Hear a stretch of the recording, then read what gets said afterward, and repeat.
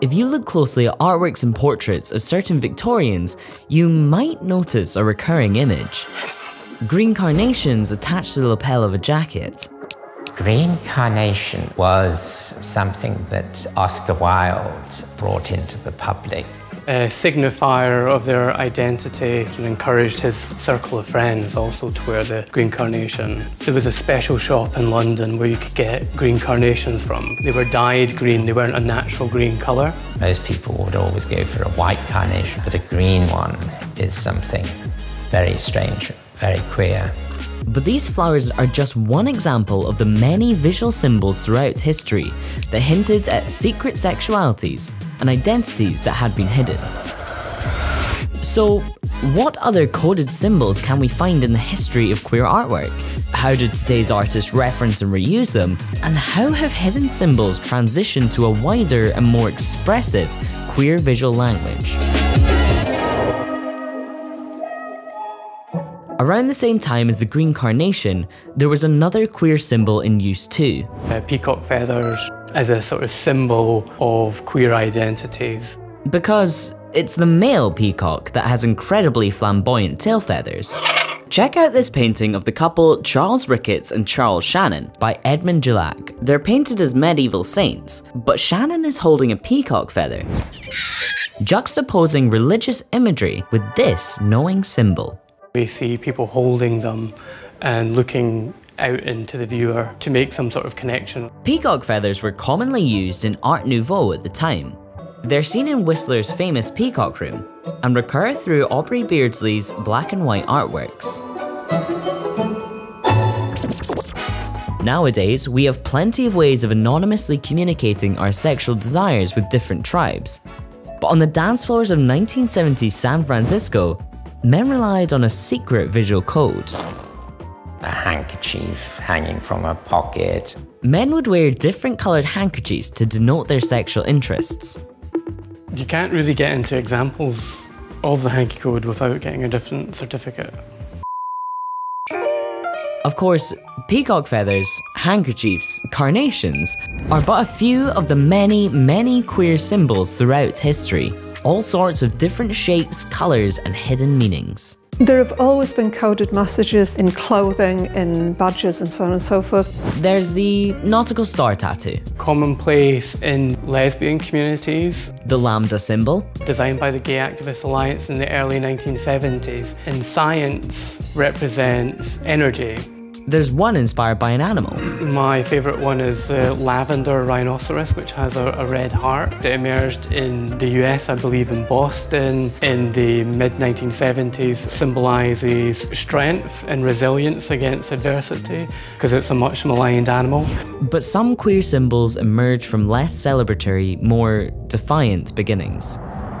One of the most powerful and iconic subversions of imagery was the pink triangle, which was reappropriated from its use in Nazi concentration camps. It was sewed on people's uniforms when they were in prison to identify them as gay men in the concentration camps. There was other triangles as well. There was a black triangle, for example, that identified antisocial behaviour, and that included lesbians among them. In a way, it's been reclaimed by the communities in the same way that the word queer has been reclaimed. In the mid-80s, there was a campaign called Silence Equals Death, where they took that pink triangle and flipped it. That campaign was addressing the silence around the AIDS epidemic in both media and government at the time. There was thousands, tens of thousands, hundreds of thousands of people that weren't being represented.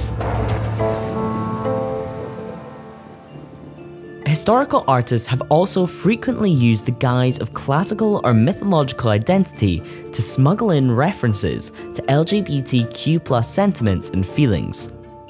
Comparatively to the Middle Ages, antiquity was a time of acceptance. Queer people might not have had the labels that we do today, but its freer, more open attitudes towards sexualities made ancient Greece and Rome a touchstone that artists throughout history returned to. Those people had found the vehicle in which to put their desire, kind of smuggle it into the thing that's existing and already allowed. Was it sanctioned by history? and by great literature. It allowed the artist to sort of perhaps dwell on the beauty of the male figure. You can say, well, you know, that's Hadrian and Antinous, or that's Achilles and Patroclus. Or from the Bible, David and Jonathan.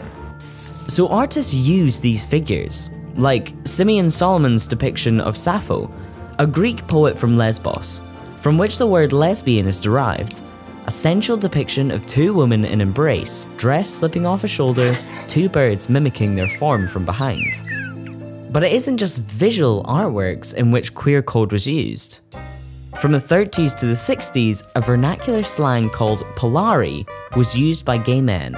Polari is a form of slang language, which took words from lots of different places. There was around 500 to 600 words documented. From Yiddish, from slang terms used by circus performers, wrestlers apparently, merchant sailors too, and it was adopted by gay circles. Particularly gay men communicating with each other without risk. There are some words still used today that actually originated from Polari.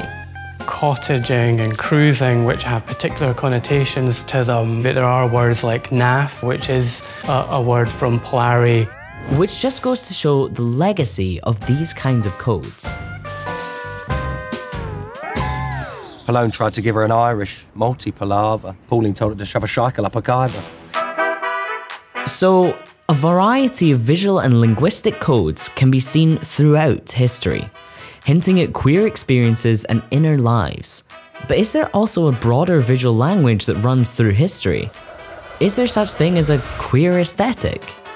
It's hard to sort of say what a queer aesthetic is without stereotyping someone, I think. There isn't any one experience. Queerness is something that's difficult to describe. It's multitudinous. There are lots of voices with different lived experiences and different opinions trying to be expressed. Aesthetics change with time. We are every colour in the spectrum, aren't we? Nonetheless, throughout art's history, LGBTQ+ artists have been inspired by their predecessors, so there are themes and motifs that emerge. Because we don't see many images which represent us, we have to find ourselves. We have to reappropriate the imagery that exists. There is a way in which like material and imagery is recycled. And so they are there in our DNA without us necessarily directly referring to them.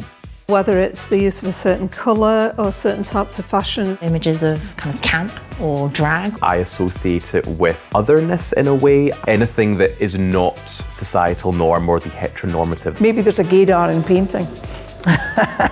Of course, there are specific aesthetics and subcultures within the broader LGBTQ+ umbrella, like flowers, which recur from Gluck's coded still lives, to the floral compositions of Carl van Vechtem's photography of Harlem residents in the 30s and 40s, to Mapplethorpe's black and white flower photography. Since legal changes have, in recent decades, made the lives of queer people more open and free, so too has the art produced by LGBTQ+ artists. The world of queer art opened up, becoming bolder, louder, and more mainstream. There's less requirement for people to use those symbols, those codes, which in essence were there to protect people. And yet, if you look close, those secret codes and aesthetics are still there. It is interesting, even being in times when you potentially can be more overt and are more overt. Again, it does seem to be something of fascination and something which comes quite naturally to slide in a reference. People will read it when they know what it is, but for others it might pass them by. For today's artists, really it's about exploring, analysing and challenging the visuals that have defined queer culture of the past. When we come to try to find our own language, how do we do that? How can we identify an authentic voice when everything that we are is developed as a consequence of everything that we see and everything that we know and all the expectations which are placed on us, etc.? We are all formed by the cultures that make us. And maybe it's these figures from the past, maybe it's these like myths, maybe it's other people who've made something before. And the way that I like to work with that when I get it is to kind of pick it apart and like to talk about both like the histories that form us and the kind of shortcomings of those histories. I thought I want to try to make some images which try to deal with that, try to deal with the difficulty of that.